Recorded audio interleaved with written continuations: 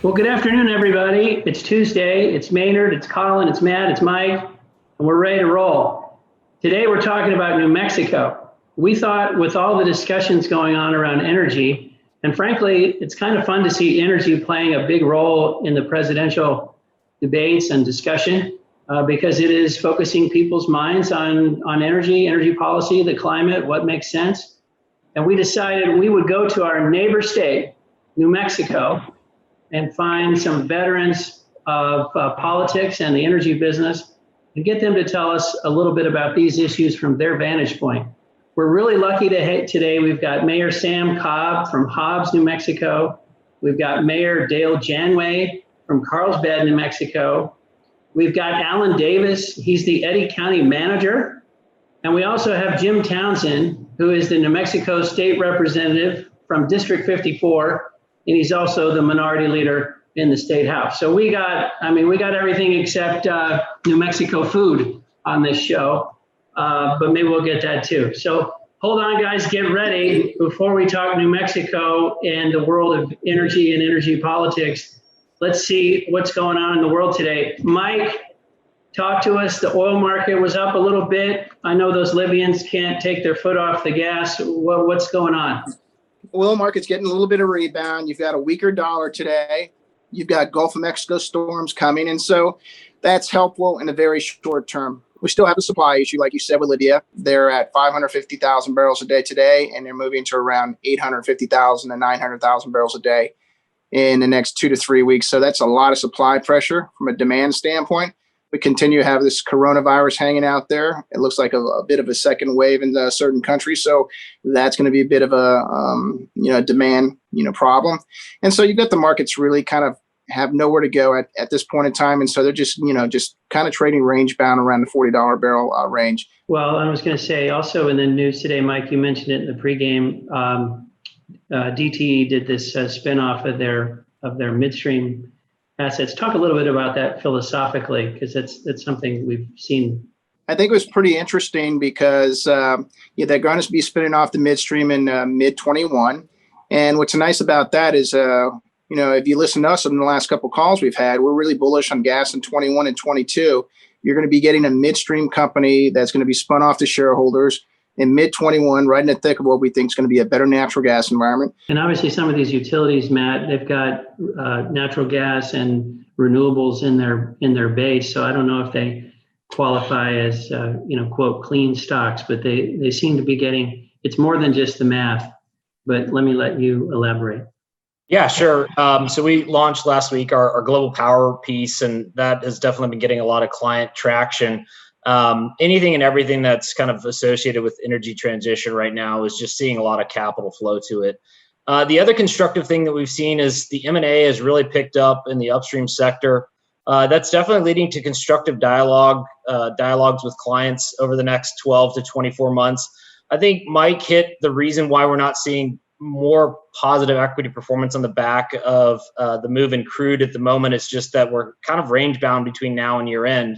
But as the industry consolidates down and as we see more capital pulled from the drill bit, and as we see the opportunity for especially dividend yields to head higher over the next 12 to 24 months, we think these consolidated entities will start to look really attractive. So client engagement's up across the board, whether it's on the energy transition side or whether it's in traditional oil and gas. Still feels like not a lot of capital is coming into the space between now and year end because we may be a bit range bound. But I think there is an optimistic tinge to the conversation as we look out over the next 12 to 24 months. All right, optimistic tinge. We're going with that. Colin, what's on your mind today? Well, looking across the tape, 5 things really jumped out at me this week. One of them was yesterday. You may have seen that Japan announced it's going to target being carbon neutral by 2050. Obviously, this echoes a bit of what we heard from China just 3 weeks ago. And in particular, one thing that jumped out at me was a comment from the Prime Minister, and I'll quote it: "Responding to climate change is no longer a constraint on economic growth. We need to change our thinking to the view that taking assertive measures against climate change will lead to changes in industrial structure and the economy that will bring about growth," end quote. And what I think is interesting about that is we've pointed out many times on this program that is a false choice, between climate change and growth, and you can have a growing world and still take measures to address climate change. And Greenpeace followed up on that announcement with this quote: nearly 10 years on from Fukushima, we are still facing the disastrous consequences of nuclear power, and this radioactive legacy has made clear that nuclear energy has no place in a green, sustainable future, end quote. So those two comments really bookend the core tension here. One is a growth mindset. The other is a fixed mindset. And really the one that is going to win going forward, in my view at least, and I think many of us agree, is one that sees a place for oil, gas, and a growing pie for everything. And then just quickly, 4 other points. China-U.S. energy trade under phase 1 of the trade deal. In the 5-month window that ended in September, we saw $3.32 billion of purchases of crude by China. That was about 66% share of all energy products between the two countries. Oil products were the next largest tranche at 1.29 billion. LNG followed up with a 7% share at 377. And so just a couple points on that. All of it adds up to about $5.3 billion of energy sales from the United States into China. That's about 21% of the plan under the phase 1 deal for 2020. And in particular, it strikes me that energy trade is 2.6 times larger than the pharmaceutical product trade from the United States into China. It's 1.5 times larger than vehicles, 2.9 times larger than soybeans. So it's not quite where it was promised to be, but certainly is seeing a very sharp uptick in the month of September. And then finally, a couple of anti-dollar signs. Bitcoin, you may have seen, is up 5% today. It's above $13,600 per Bitcoin. That continues this anti-dollar impulse that we've been talking about since May. Unfortunately, it's not helping crude oil. We still see a very strong skew in the NYMEX options, particularly in the winter 20 to 21 contracts, suggesting that there's a pretty high probability of a price decline. Tough to see how much of that is an actual price view as opposed to the consequences of hedging. But if you take the Black-Scholes theorem at face value, it's saying there's a 47% probability of a sub $35 price as we head into the middle part of the year. So a bit of a downbeat news item from the oil market. But to conclude, gas has the opposite story. There we're seeing a $3 price at the front end of the curve, a little bit of weakness in the medium to longer dated contracts, but the largest net length from managed money that we've seen in about 18 months, and that now is at 154,000 contracts. Okay, well, thanks for the warm-up, guys. Let's go to the land of enchantment. We're talking about the 3rd largest producer of oil in the country in terms of states. We think the 5th largest producer of gas. It's a major player. And, I think we all have the perception that, there's some things up for debate in New Mexico. And also you guys have a lot of federal acreage. And so in this discussion around in the presidential race, federal acreage, fracking, it just seemed like the right time to go to New Mexico and check on you guys.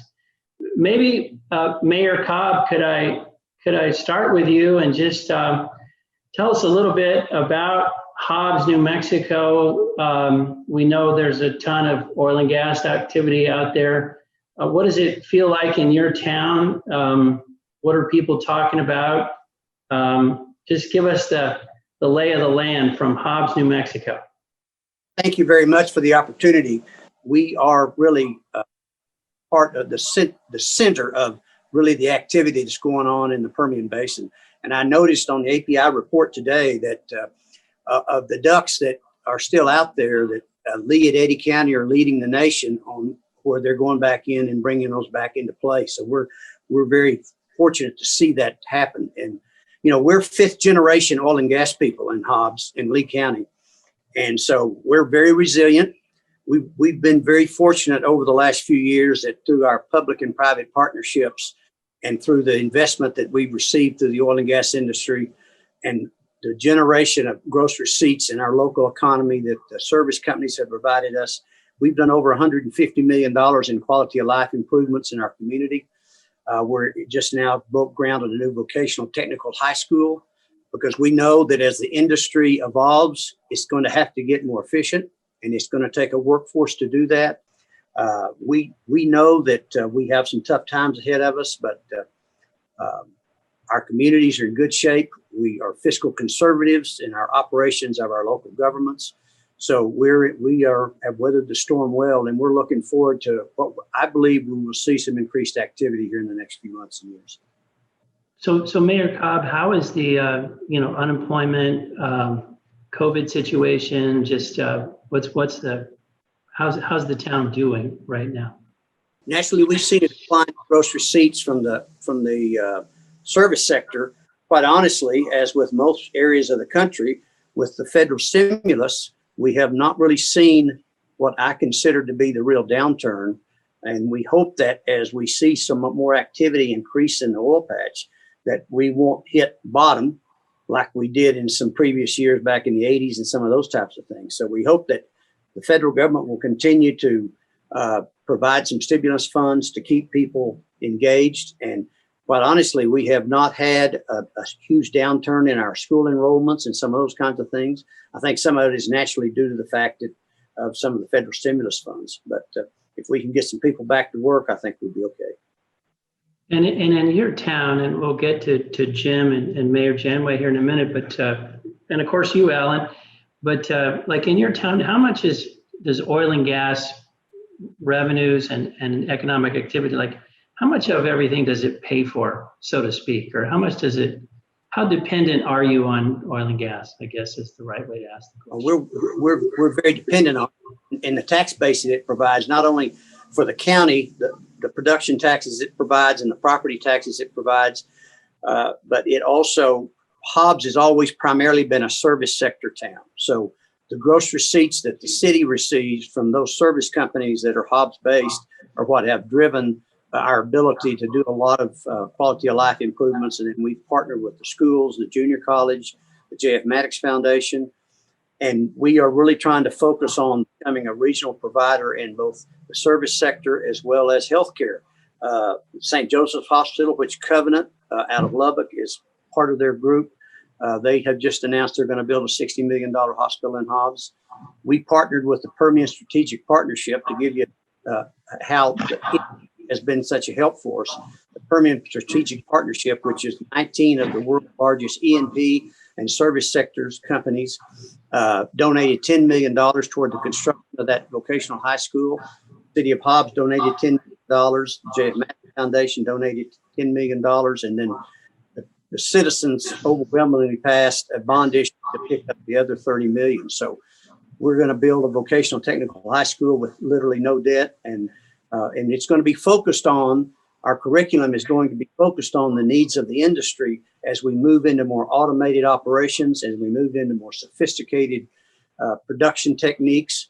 The workforce needs to be provided to the industry to do that. So we hope that by partnering with the industry and working with them on curriculum and workforce development, that we can continue to draw investment into our region. Well, let me get Mayor Janway to jump in. Mayor Janway from Carlsbad, I assume you have many of the same kind of patterns and views that Sam does. It's really important industry to your town. And I know you host a Permian Basin, I think a conference every year. So you're really into it, but tell us a little bit about Carlsbad. Mayor Cobb said a lot of the things that I was going to say, but I will say a few of the statistics specific to the state of New Mexico. 22,000 oil and gas industry jobs, $1.52 billion in tax and royal revenues towards state education funds in 2019. Contributes about % of the New Mexico General Fund's total annual revenue. Contributes up to 18.31% of New Mexico's GDP, despite accounting for only 6.1% of the state's population. 14% higher average income in Lee and Eddy counties compared to the rest of the state. $6 billion in value to the New Mexico economy between 2015 and 2019. And then you was asking about our unemployment rate. Right now, the unemployment, we have off working 2,949, which is 8.4%, working 35,139, and that was the labor force in 2019, and the unemployment rate at that time was 3.2. The current unemployment rate for the state is 9.3, with 88,644 off, with 861,845 working, and with a total labor force of 950,849. And our GRTs are down. We're down approximately 35%. We've got our budget down approximately 40%. But in Carlsbad, we also have a very diverse economy. We have potash, we have nuclear, we have agriculture, tourism, and retirement. So very diverse economy. I was thinking, Mr. Mayor, the Chamber of Commerce liked that last plug you put in for the town. Tourism is always popular. We just need some folks to come. As COVID has got them locked down.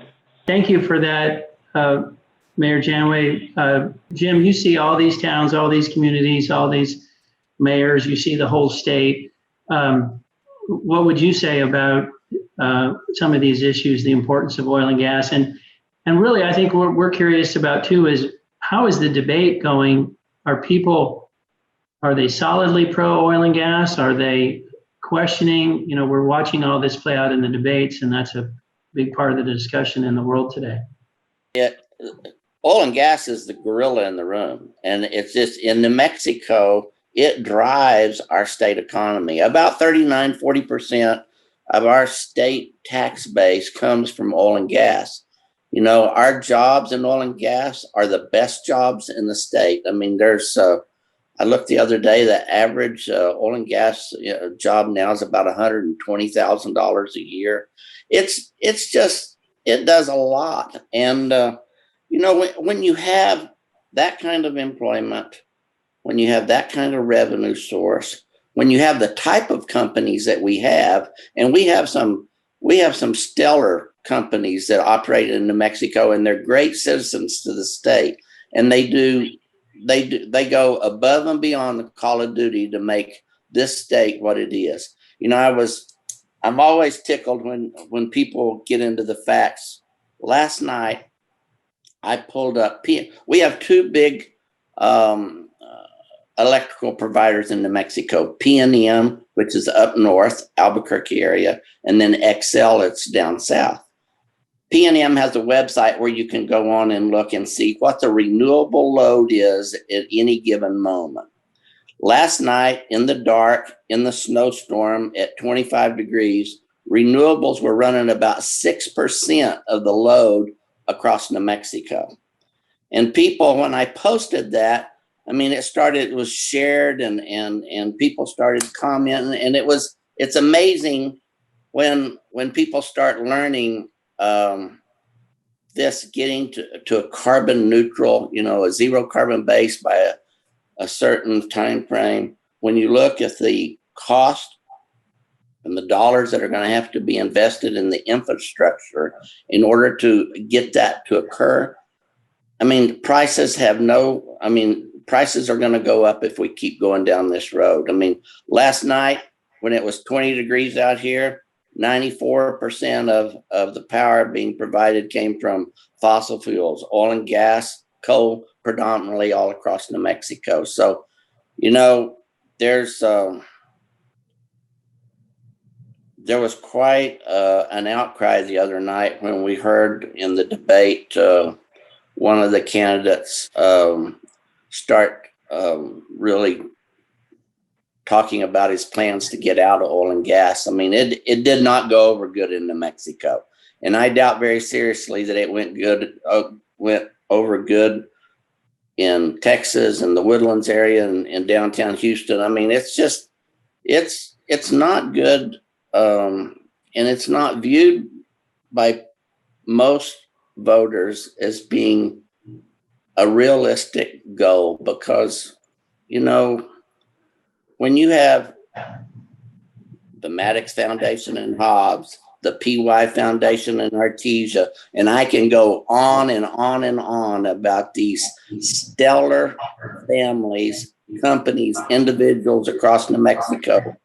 They just put so much back into our state that they have garnered such support and admiration that people know that these companies are real. They are, they care about their neighbors and they do it. So I think when you're in Eddy and Lee County, you might get in trouble if you say anything bad about either one of those. I mean, because people are proud of them and proud of what they do. So Jim, maybe just one couple of questions while we're on it. I think everybody in energy is always disappointed at the public's level of real knowledge of energy. Yeah. That's one question. How do we improve it?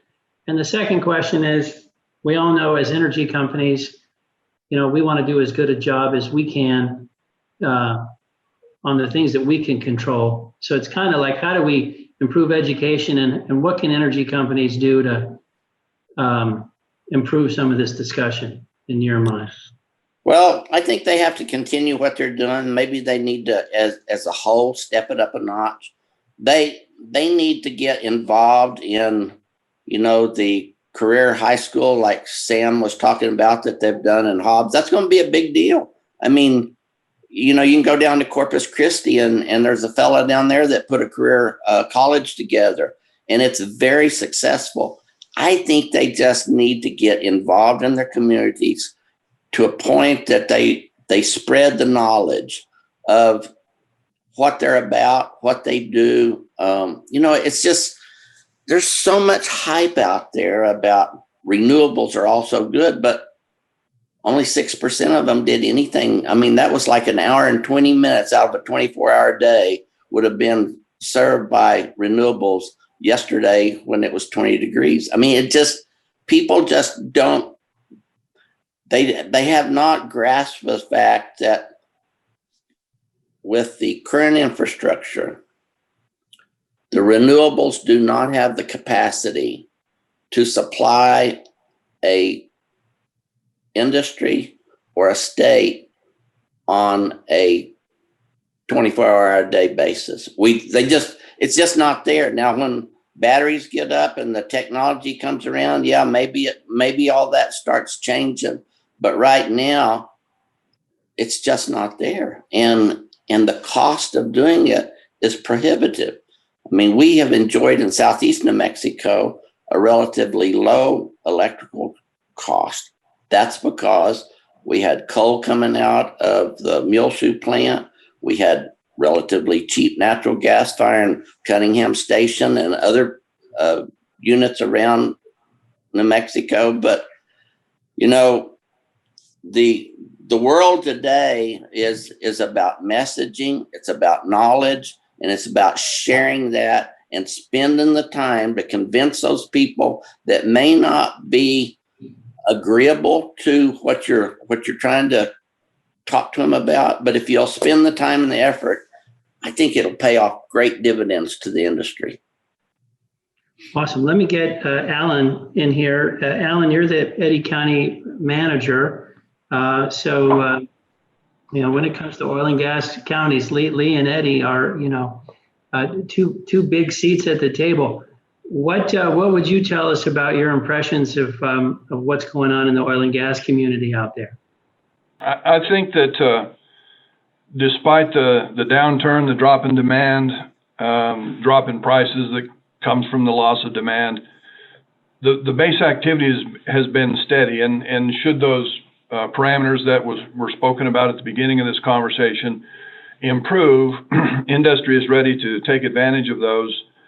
In our counties, the assets, the rocks, so to speak, haven't changed, haven't gone anywhere. They're going to be here. And the returns on investment that the players that are remaining are able to realize with improved efficiencies in both drilling and completion, and operations, we'll be able to make margin at those moderate prices. There was a set of articles written, came out earlier this year. You gentlemen probably saw them, from the Manhattan Institute, senior fellow Mark Mills. And the title of the package was The New Energy Economy, an Exercise in Magical Thinking. And it talks about the science and the physics about what goes on there. And that's the part that people don't realize. I saw a copy of the 9 slides for the transition package that the governor of New Mexico, she's going to be the vice chair of that transition should it occur. But there was a whole bunch of this change, but nowhere did it talk about how to pay for it, how to implement it, how to manage it. And Representative Townsend was spot on when he said the infrastructure is lacking. The subsidies or the incentive to do those kinds of things don't exist.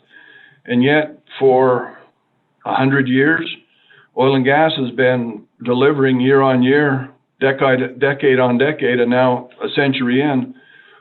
They'll continue to do that. The prices have driven efficiencies over the years, and they've driven innovation to be more efficient and more effective. And they'll continue to do that. You don't have to look too far to see, when I retired from the oil and gas industry 18 months ago, and must have fallen on my head to take this job. But that aside, when I began my career, the resource rocks that are being developed here in the Delaware portion of the basin, those were source rocks when I began my career. That's efficiency, innovation, and making things work that become price driven. And look what's happened. So when everybody's talking about, we have to do this green and that green, yeah, fair enough. But how are you going to do it? There's nowhere in that discussion is there any concrete facts about how it's going to be done. It's a wish list. And when I talk to people in those industries, whether it's wind or solar, they're looking for, they can't make it at the margins they have now. They need help. So who's going to pay for that? Oil and gas is ready to go. The production volumes are, they've increased to what market will bear in this part of the basin. The comment about the Libyan production coming on is not going to help things, but a balance will come. And when they do, those companies will begin to put their investments back in Lee and Eddy County, because that's where they can make those returns and margins that they need. Let me pick up on that point, Alan, because as I listen to the conversation, it really strikes me this point on reliability. And I notice that here we are talking about the return of Libyan production to above 1 million barrels per day from a low of somewhere between 110 and 150, like Mike said. And, coincidentally, New Mexico's production was 1.1 million barrels per day in March, an all-time high, and is down only to 988,000 barrels per day. So it's down a bit, but really, has hung in there. And, there's that concept of reliability. We have countries in the world that are going through civil wars, having these 1 million barrel per day swings. And there's New Mexico that's reliably producing this crude and seeing a bit of a pullback, but really not much of one. And just for the audience's benefit, I'll also point out that natural gas production in New Mexico is about 5 billion cubic feet per day. So also a pretty meaningful footprint from both a domestic and international perspective. Matt, you watch, companies with footprints in certain states. It's striking where in a few states, North Dakota and Texas and Oklahoma, those are solidly, nobody wonders what might happen in those states. But in Colorado and in California and in New Mexico, and I guess occasionally Pennsylvania, people do worry about everything from federal acreage to local issues to some sentiments that are anti-oil and gas. How do you watch all this as a research analyst and think about when a company tells you they're in a certain place, either discounted or not, or how do you sort through all of that work? Yeah, Maynard. I think from a kind of political risk perspective, Colorado and California have probably been the two states that have been pretty high on investors' lists over the last couple of years as it relates to concerns around policy for future development. New Mexico was something that I think came more from the federal side of the conversation and what we're seeing from a potential policy standpoint.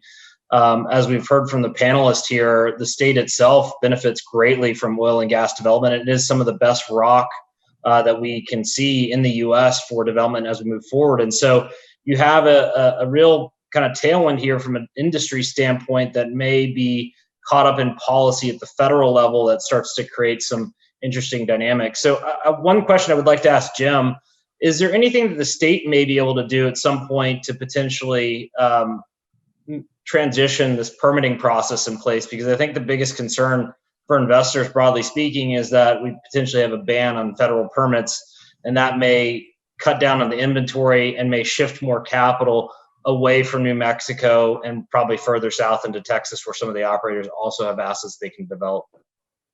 Yeah, that's a great point, Matt. And, year before last, I had a bill I presented on the House floor was trying to promote just exactly what you're talking about. And that was a risk of capital permit to where you could, whether you were building a pipe or building a plant or whatever you were building, that you were warranting that you were going to build it to spec. But today in New Mexico, if you're going to deploy capital on a new gas plant, you can go down south around the Orla area, for example, and there is a line of gas plants that are just into Texas, and that's because they can go down there, they can apply for a permit, they can start building them almost immediately. They can't turn it on until they demonstrate compliance, but you can at least deploy the capital where you can make it work. In New Mexico, it's just the opposite. You have to sit there and wait until you get a permit in hand before you can lay a foundation. And it drives all of that south because,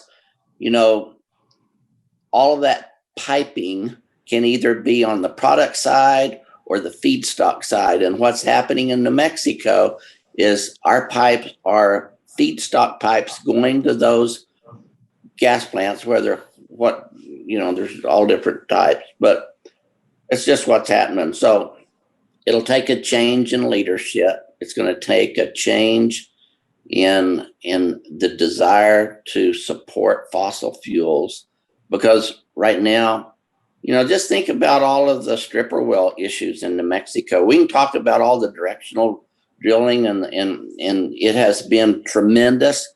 But if you look at those vertical bores in the Permian and the Delaware and look at what their cost is to bring their product to the surface, they're viable in the low, 10, 15, 20 barrel a day kind of production rates. But with the current methane rules that we're being challenged with, there'll be a bunch of those marginal wells that will just be plugged and they'll be gone. And that's going to be really bad, because if you look at the production off of these horizontals as they come in, you have that peak capacity that comes on flush production, whatever you want to call it. But the backbone is really in those stripper wells out there, and we need both. And it's just going to be very hard for those guys on those small operators to continue to be viable if they are not considered in the process.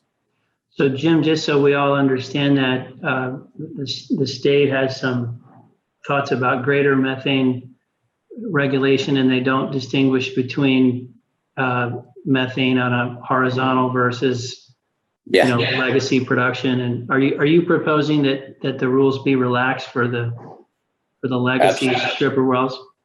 Absolutely. I think it's only it's only illogical that you look at those stripper wells and their production and bring them into compliance on a different time scale.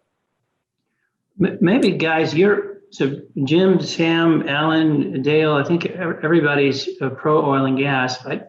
I didn't even, we didn't have to get into party affiliation. In fact, it never helps anything. But when you guys are together, Democrats and Republicans in New Mexico, particularly pro-business people of any flavor, do you guys tend to agree most of the time on oil and gas and on climate and on renewables? I mean, is it pretty much not a lot of fighting because everybody wants to have less emissions? Everybody likes jobs and tax revenues, and people are balanced when they're not on television, I think. What is it like in the halls of power? Are people wrestling as much as they seem to, or are they agreeing a lot more? Let me speak to that first. I'm the only conservative Democrat left in the state. Sam, we're going to have to put you in the witness protection program or something. There, in a hotbed of Republican country. But I understand, and part of that is a legacy thing with me. It's like I'm a dancing, drinking Baptist too, okay? Anyway. I should have gone to this in the beginning of the show. I can't believe we saved this till the end. There is a disparity between where the revenue and the product is generated in the state of New Mexico and where the receipts wind up and what are done with them. It's sort of like the stepchild. You can have your supper back by the sack of potatoes, but don't bring it into the main dining area where the rest of them are at. It's a challenge, to oversimplify, it's power comes from the socket in the wall and milk comes from the jug in the fridge. That's how disparate it is. But you guys are really onto something here, which I don't know that people appreciate. States and municipalities, cities, et cetera, need to be thinking about. If you're just when they're focused on revenues, the difference when you switch power sources for them could be huge.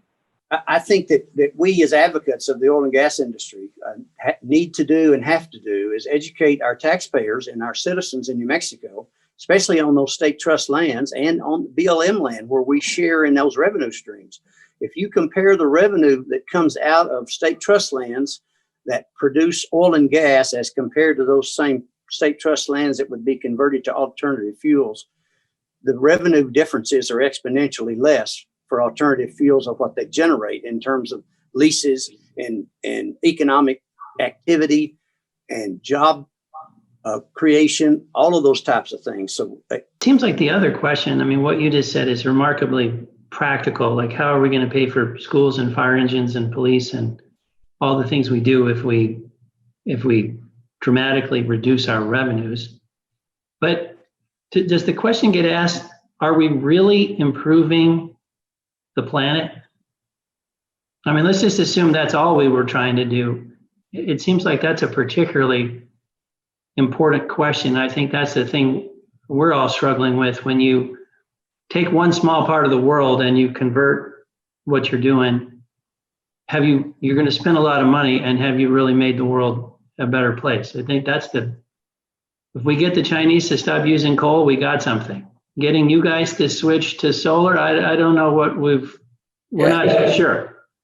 And there's the other gorilla in the room. I mean, we can try as hard as we want to make a difference, but when you have China and Argentina and other countries producing their power by coal processes, I mean, it's illogical to think that what we're going to do is going to make a real difference on the planet.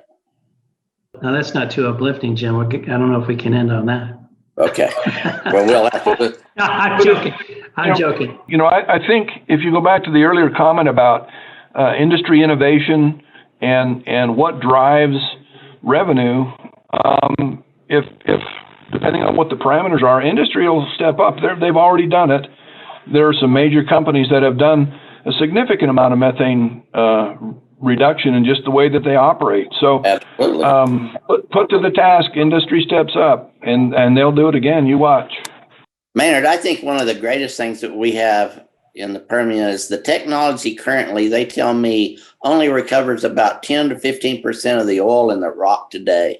And just think of the capacity, whether we do with CO2 floods or some other type of process, but there's a way to get a tremendous amount of continued production out of some of these bores if we just figure it out. And I think when you put when you challenge these oil and gas guys and they have the capacity to figure it out, they will. They have shown that over and over again. Is the problem in the energy debate too many Californians moving to other places? How's that for a punchy discussion? Is that what's going on in New Mexico? Are people moving in that don't really, Sam, it sounds like you have generations of people who've been out there doing oil and gas. I don't think that's what happens when someone moves in from the valley. Yeah, we have a lot of people moved in from other places, and they have left them because they didn't have a job, they didn't have a quality of life they want, and they come out here and start gaining that. And the first thing they try to do sometimes is replicate what they left. Well, I go back to my point that New Mexico's oil footprint from a production standpoint is about the same as Libya's. And if we look back a decade ago, it was less than 200,000 barrels per day. So just in one decade, we've had 5 times the production with nowhere near that kind of movement in the population size or other factors of input. So my key takeaway would be, you see this conversation often insist upon putting the efficiencies on the demand side. It does not need to be on the demand side. It can be on the supply side. And if you give engineers and talented people in New Mexico room to grow things in an efficient way, they will get it done. And then you can tax it and everybody wins. So my takeaway would be, listen to the folks in New Mexico who are doing a great service for this world, producing as much as an OPEC country, but in a much more reliable, much more efficient way that actually does benefit the world, not just New Mexico. I think what you're getting at, and Colin, you've given me my history lesson before, but I think it was in the late 70s, it was US policy that pushed us so hard into coal. And, that was at the time, the choice everybody wanted to make. I can probably think of at the end of, 2000, we used to debate building a gas pipeline to Alaska that would have cost $1 gazillion. It just seems like government choosing a source of energy is a really bad idea. It should just set up what it wants and then let it rip. So maybe we need a clean New Deal, not the Green New Deal, clean New Deal. And in New Mexico, we call it the Energy Transition Act. Okay. Tell us about that as we wrap up, Jim. Well, it's just our version of the Green New Deal in New Mexico. It is an effort to get a carbon neutral footprint. Too quick, we can't do it, and I think all of that will prove out relatively quick. Also, these, Colin, to your point about Japan, not to be cynical, but Japan doesn't have an oil and gas industry.